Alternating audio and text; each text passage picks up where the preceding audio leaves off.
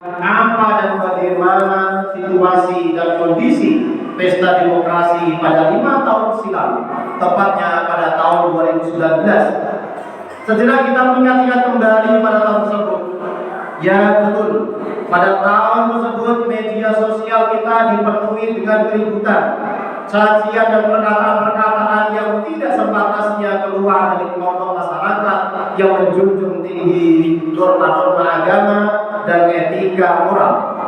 Bahkan tidak sedikit antar sesama sanak saudara, sesama keluarga, tetangga, dan teman yang terputus hubungannya hanya perbedaan pilihan politik.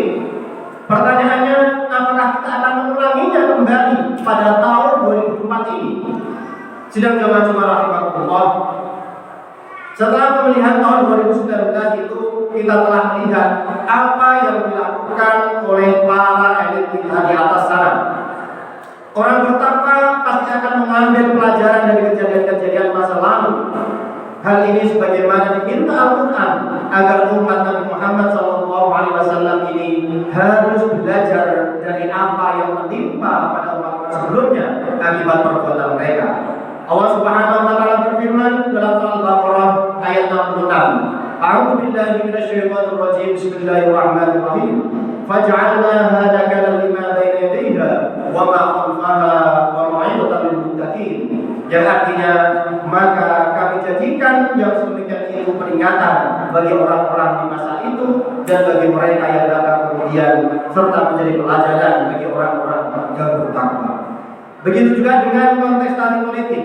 Sudah seyogianya pada tahun politik saat ini kita bersifat atau bersikap lebih elegan, bersikap lebih dewasa dibanding tahun politik sebelumnya.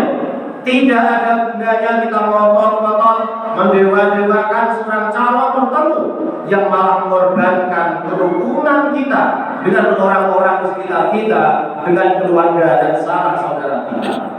Sidang jamaah Jumat rahimahullah.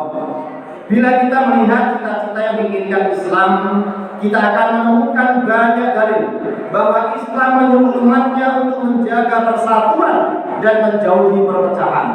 Misalnya dalam surah Imran ayat 103, Allah Subhanahu wa taala berfirman, "Wa'tasimu bihablillahi jami'an wa la tafarraqu wadhkuru ni'matallahi 'alaikum idh kuntum a'da'an fa'alafa baina qulubikum fa'asbahtum bi ni'matihi ikhwana." Yang artinya, dan berpegang teguhlah kalian semua kepada tali Allah, dan janganlah kalian bercerai-berai, dan ingatlah akan nikmat Allah kepada kalian ketika dulu masa jahiliyah kalian bermusuh-musuhan, kemudian Allah mempersatukan kalian sehingga menjadikan kalian dengan nikmat Allah sebagai orang-orang yang bersaudara. Ayat ini memang hendak memperingatkan para sahabat saat itu yang awal mulanya bermusuhan, kemudian berdamai dengan sama-sama menganut agama Islam.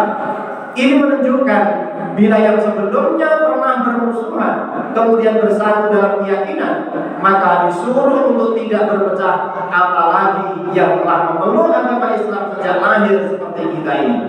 Oleh karena itu, pada ayat lain dipertegas juga bahwa orang-orang mukmin itu saling bersaudara. Hal ini sebagaimana dalam surah Al-Hujurat ayat 10, "Innamal mu'minuna ikhwatun fa'aslihu baina akhawaykum." Yang artinya, sesungguhnya orang-orang yang beriman itu bersaudara, sebab itu damaikanlah, perbaikilah hubungan antara kedua saudara kalian itu.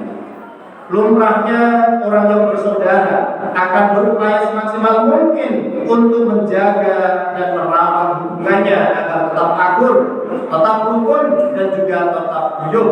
Begitu juga saat ada masalah atau perbedaan pandangan antara sesama saudara, maka akan mencari jalan keluar agar tidak sampai memutus tali persaudaraan. Terlebih bila sesama orang yang beriman, yang fondasi kehidupannya sama-sama berlandaskan pada kepercayaan kepada Allah Subhanahu wa taala, sehingga sudah sepantasnya persatuan lebih diutamakan ketimbang perpecahan. Sidang jamaah Jumat rahimahullah. Dengan demikian, berbeda pilihan politik jangan sampai memutus tali persaudaraan kita. Justru kita umat Islam mestinya memberikan tauladan terhadap umat lain di negara kita ini sesuai tuntunan ajaran agama, bukan sebaliknya. Apalagi sampai menjadi dalang atau provokator yang membuat suasana semakin buruk. Sikap-sikap tidak elok yang dipertontonkan oleh sebagian saudara kita pada tahun 2019 itu tidak boleh kita ikuti jejaknya pada masa sekarang dan masa-masa yang akan datang. Dalam konteks kenegaraan juga, Islam begitu memprioritaskan persatuan. Hal ini sebagaimana dalam ajaran Ahlussunnah wal Jamaah, sebagaimana ditegaskan Imam At-Tahawi, bahwa meskipun pemimpinnya berbuat zalim, tetap tidak boleh dilengsarkan atau dikudeta selama pemimpin tersebut tidak menyuruh mengerjakan perbuatan yang dilarang oleh agama, maka rakyat masih tetap dan wajib mentaatinya. Hal ini bukan berarti Islam hendak membiarkan pemimpin yang zalim atau orang-orang yang zalim tetap berkuasa, melainkan demi menghindari mudarat yang lebih besar, yaitu kekacauan bahkan kekosongan pemimpin yang diakibatkan karena tidak ada pemimpin di negara tersebut. Oleh karena itu, pada tahun politik saat ini, marilah kita berpolitik dengan santun, dengan sejuk dan dengan damai. Persatuan jauh lebih berharga dibanding jabatan dan kekuasaan itu sendiri. Mari kita menjadikan apa yang terjadi di masa lalu, termasuk kondisi peperangan dan bencana kemanusiaan yang ada di Eropa, yang ada di Timur Tengah, yang ada di Gaza dan negara-negara yang lainnya, sebagai pelajaran bagi kita. Maka NKRI bisa tetap terpelihara dengan baik kalau kita semuanya menjaga persatuan dan kesatuan kita.